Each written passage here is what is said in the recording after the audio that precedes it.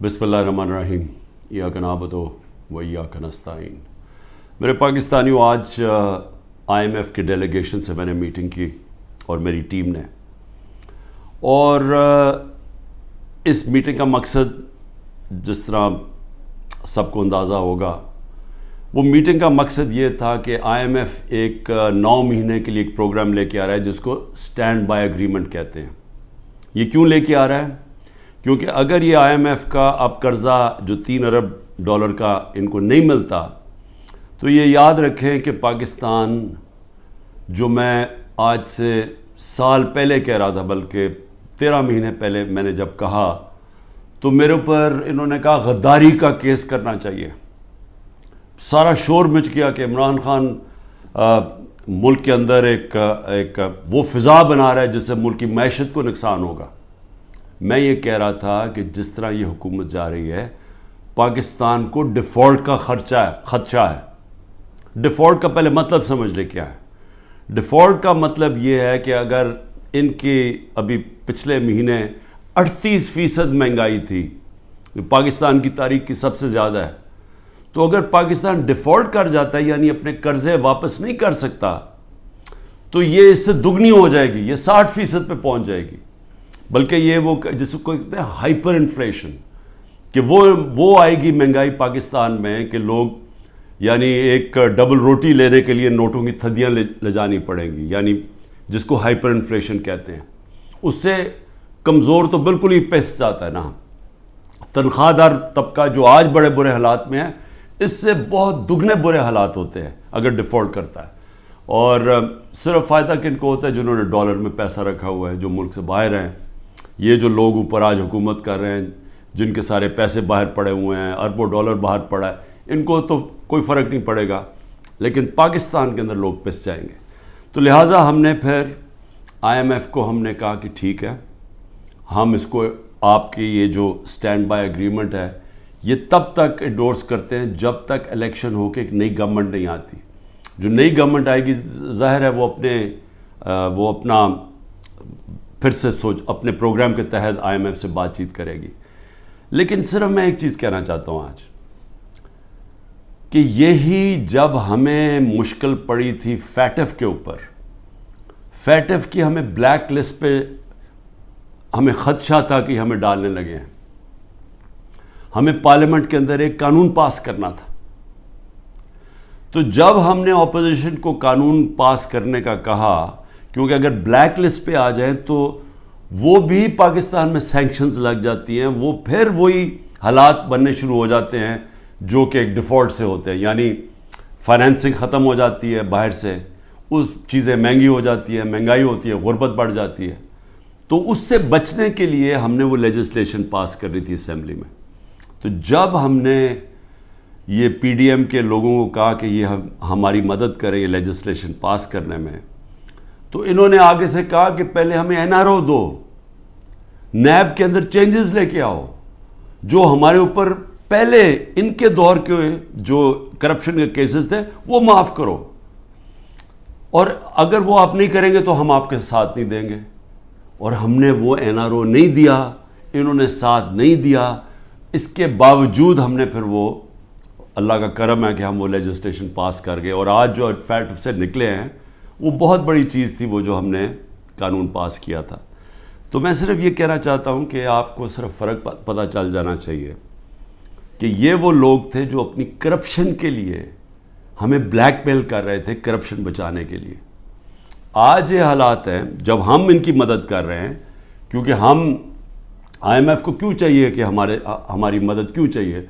उन्हें पता है कि आगे केयरटेकर गवर्नमेंट आ रही है, इलेक्शन जब आएंगे, केयरटेकर गवर्नमेंट ये नहीं कर सकती, तो उनको चाहिए कि सारी पार्टीज़ का कंसेंसस चाहिए।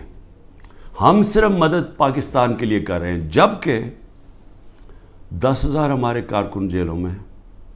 आज जो हमारी इकोनॉमिक टीम थी वो सारी अंडरग्राउंड है। उनको इकट्ठा किया, जूम के ऊपर लिया। मेरे ऊपर 180 केसेस बन चुके हैं।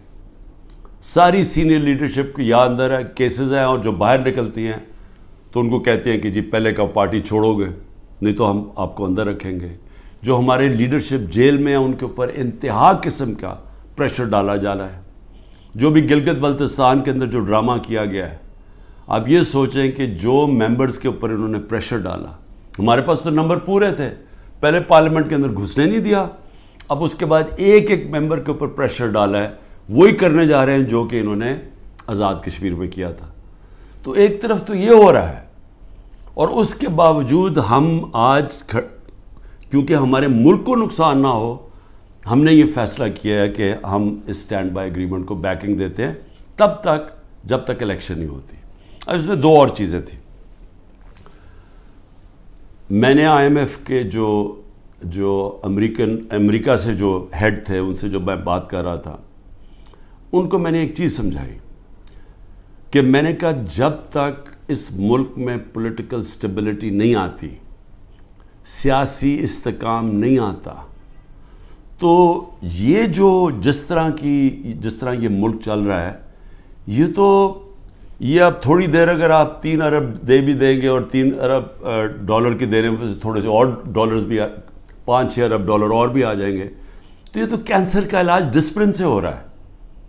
جو کینسر ہے وہ پھیلتی جا رہی ہے, اور کینسر کیا ہے کہ ملک میں سیاسی استحکام ہی نہیں ہے. اور وہ کیوں نہیں ہے؟ کیونکہ یہ سب پارٹیز نے مل کے اور ساتھ اسٹیبلشمنٹ, کیونکہ تحریک انصاف اقتدار میں نہ آئے, الیکشن تب کروائیں گے جب یہ سمجھتے ہیں کہ پارٹی تحریک انصاف الیکشن نہیں لڑ سکے گی. جب ان کو اوپر اتنا دباؤ ڈالیں گے, اس کو اس طرح کرش کریں گے کہ جب وہ بالکل الیکشن نہیں لڑ سکے گی تب الیکشن کروائیں گے. میں آج اپنی قوم کے سامنے کہنا چاہتا ہوں کہ یہ جب سے رجیم چینج ہوا ہے, جب سے ہماری گورنمنٹ گرائی ہے, تب سے کوشش کر رہے ہیں پارٹی کو ختم کرنے کی. اور کوئی ان کو جو سب اوپر پاور میں بیٹھ کے تحریک انصاف کو ختم کرنے کی کوشش کر رہے ہیں, ان کو کوئی ملک کی فکر نہیں ہے. انہوں نے جو پاکستان کی معیشت سے کیا, میں آپ کو پھر کہتا ہوں دشمن بھی نہ کریں. میڈیا کنٹرول کر لیا ہے, ایک کنٹرول میڈیا ایک بات کرتا جا رہا ہے کہ جو ہو یہ تو پیچھے سے یہ تحریک انصاف کی وجہ سے ساری مشکلات آئی ہیں. پھر سے میں کہتا ہوں کہ ہر سال شائع ہوتا ہے اکنامک سروے آف پاکستان. ذرا اکنامک سروے آف پاکستان میں دیکھ تو لیں کہ بینکرپٹ گورنمنٹ 2018 میں ملی, اور کرونا کے باوجود کیسے اس 6% پاکستان کی معیشت آگے بڑھ رہی تھی, گروتھ ریٹ تھی. 2 آخری سالوں میں جو ایوریج تھی وہ 6% تھی. تو کتنی دفعہ پاکستان کی معیشت اتنی تیزی سے اوپر گئی ہے. انڈسٹری بڑھ رہی تھی, دولت میں اضافہ تھا, پر کیپٹا انکم بن رہی تھی, ٹیکس بڑھ رہے تھے, ایکسپورٹس بڑھ رہی تھیں, ریمیٹنسز بڑھ رہی تھیں. تو جب ایک ملک ترقی کر رہا تھا, اس گورنمنٹ کو گرا کے جس کو لے کے آئے ہیں, انہوں نے کیا ہے؟ انہوں نے ان کی جو پالیسیز تھیں, اور یہ ہمیشہ یہ ملک بینکرپٹ چھوڑ کے گئے ہیں. 99 میں بھی جب یہ نون لیگ گئی ملک بینکرپٹ تھا, 2018 میں بھی بینکرپٹ کر کے گئے, اور پھر آتے ساتھ ہی ایک اکانومی جو چل رہی تھی اس کو بینکرپٹ کر دیا. انہوں نے کیا؟ انہوں نے پہلے بھی جب ایکسچینج ریٹ کو زبردستی روک دیا جب 2018 میں, تو ایکسپورٹس گر گئیں. انہوں نے روپے کو جب اوپر رکھا جو اس کی مارکیٹ ویلیو نہیں تھی, تو اسے ہوا کیا؟ امپورٹ سستی ہو گئی, ایکسپورٹس مہنگی ہو گئی, ایکسپورٹس گر گئی. جب ایکسپورٹس گریں ڈالر کی جب 3 گنا زیادہ جب امپورٹس ہو جائیں ایکسپورٹس کی, تو وہ ملک کیسے آگے ترقی کر سکتا ہے؟ تو تب بھی انہوں نے یہی کیا. اس بار آتے ساتھ ہی انہوں نے یہ نون لیگ نے پھر وہ کیا, روک دیا اس کو روپے کو گرنے سے. لیکن مصنوعی طور پہ جب آپ روکتے ہیں, اس کا کیا ہوا کہ ریمیٹنسز گرنی شروع ہو گئی, ایکسپورٹس گرنی شروع ہو گئی. پھر را مٹیریلز جو امپورٹ کرتے ہیں ہم انڈسٹری کے لیے, اس کو بند کر دیا. انڈسٹری نیچے جانی شروع ہو گئی, ٹیکس کلیکشن نیچے جانی شروع ہو گئی. 3 ارب ڈالر کا ہمیں مل رہا ہے اس وقت آئی ایم ایف سے اسٹینڈ بائی ایگریمنٹ پہ جو پیسہ آئے گا. 7 ارب ڈالر صرف 1 سال میں پاکستان کو نقصان ہوا ہے ایکسپورٹس کی کمی میں اور ریمیٹنسز کی کمی میں. ریمیٹنسز کی کمی میں کیوں ہوا؟ کیونکہ اتنا فرق پڑ گیا مارکیٹ میں، روپیہ کی قدر کدھر چلی گئی اور آفیشل کدھر تھی کہ لوگوں نے بینکوں کے تھرو پیسہ نہیں بھیجا، دوسری طرح پیسہ بھیجنا شروع کیا، ہمارا ریمیٹنسز کم ہو گئی اور ایکسپورٹس کم ہونی تھی. جب انڈسٹری کے اوپر انہوں نے را مٹیریل بند کر دیا، ایکسپورٹس کم ہو گئی. تو $7 ارب کا ایک سال میں کمی آئی ان کے دور میں، جبکہ $3 ارب کا ہم اب قرضہ لے رہے ہیں. قرضے بڑھتے جا رہے ہیں، آمدنی سکڑتی جا رہی ہے. کوئی ملک چل سکتا ہے ایسے؟ اور کتنی دیر چلے گا؟ اور پھر اوپر سے سیاسی استحکام ہی نہیں ہے. لوگ ملک چھوڑ کے جا رہے ہیں، ملک سے ڈالرز باہر جا رہے ہیں. جب پروفیشنلز بھی باہر جا رہے ہیں اور ڈالرز بھی باہر جا رہے ہیں تو آگے کیا رہے گا مستقبل پاکستان کا؟ اس لیے ہم نے IMF کو بھی سمجھایا، میں نے اس کو سمجھایا. میں نے کہا دیکھو، جب تک فری اینڈ فیئر الیکشنز نہیں ہوں گے یہ ملک اب یہاں سیاسی استحکام نہیں آئے گا اور اکانومی ٹھیک نہیں ہونے لگی. لیکن بدقسمتی کیا ہے کہ حکومت دوسرے، یہ جو پالیسیز ہیں جو پاور میں بیٹھے وہ دوسری طرف جا رہے ہیں. بجائے صاف اور شفاف الیکشن کروا کے ایک سیاسی استحکام آئے، ایک ایسی حکومت آئے جو پبلک کی ووٹ سے آئے، پبلک کے مینڈیٹ سے آئے، 5 سال کے لیے آئے، وہ پھر مشکل فیصلے کرے. مشکل فیصلے کا مطلب اصلاحات کرے. اصلاحات تب ہوتی ہیں ملک میں جب پبلک ایک گورنمنٹ کے ساتھ کھڑی ہو، اعتماد رکھیں گورنمنٹ میں، تب مشکل فیصلے ہوتے ہیں. جب وہ گورنمنٹ ان کو کہے کہ یہ ہم اس ملک میں سرجری کر رہے ہیں، یہ ہم اصلاحات کر رہے ہیں، آپ کو شروع میں تکلیف ہوگی لیکن بعد میں آپ کے حالات بہتر ہو جائیں گے. لیکن وہ گورنمنٹ کر سکتی ہے جس کو پبلک اس پہ اعتماد رکھے. اب ان کے اوپر کس نے اعتماد رکھنا ہے؟ کیونکہ جو انہوں نے کہا کہ جی میں 200 سے کم روپیہ کروں گا، آتے ساتھ ہی اس نے کہا ڈالر کم کروں گا، پہلے تو کہا 100 سے کم کروں گا، یہ سارے انہوں نے نعرے مارتے رہے. ہم مہنگائی کم کریں گے، مہنگائی بھی تاریخی، روپیہ بھی تاریخی طور پہ نیچے گرا. اس کے علاوہ جو انہوں نے وعدے کیے سب کے سامنے ہیں کہ کدھر کھڑے ہیں، لوگوں کے آج حالات کیا ہے. تو اب ان کے اوپر تو اعتماد آنے نہیں لگا. جو کوشش کی جا رہی ہے انجینئرنگ کی، وہ یہ لوگ پھر واپس آ جائیں گے. تحریک انصاف کو کوشش کی جا رہی ہے کہ اس کو ختم کیا جائے. تو اس سے تو سیاسی استحکام نہیں آنے لگا اور اس سے تو آگے کوئی ملک کا مستقبل ہی نظر آ رہا. تو لہٰذا ہم نے ان کو یہ ضرور کہا کہ دیکھیں جو آئین کہتا ہے، آئین کے مطابق الیکشن کروائے جائیں. آئین جو فنڈامنٹل رائٹس، بنیادی حقوق کی حفاظت کرتا ہے، وہ اس کو امپلیمنٹ کیا جائے.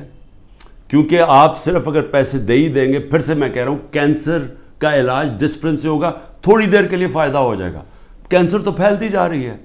کینسر تو تب ختم ہوگی اس ملک میں، کاٹ کے جب نکالی جائے گی، جب ایک مینڈیٹ والی پبلک کی بیکنگ سے گورنمنٹ آئے گی. وہ مینڈیٹ اس کے پاس ہوگا، وہ پھر ایک وہ سرجری کاٹ کر کے جو اس ملک کے اندر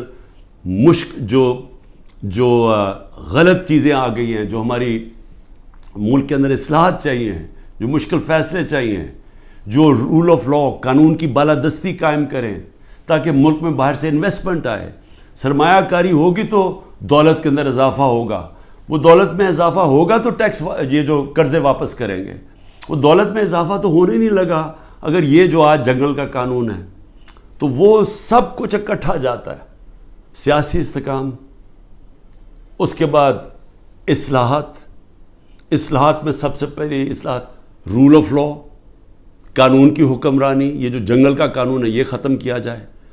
اور اس کے بعد پھر سرمایہ کاری ہو، اور اس کے بعد اس ملک کے اندر دولت میں اضافہ ہو، اور اس کے بعد ہم اپنے قرضے واپس کریں اور خوشحالی آئے پاکستان میں، لوگوں کو نوکریاں ملیں، بے روزگاری ختم ہو، دولت میں اضافہ، لوگوں کو باہر نہ جانا پڑے.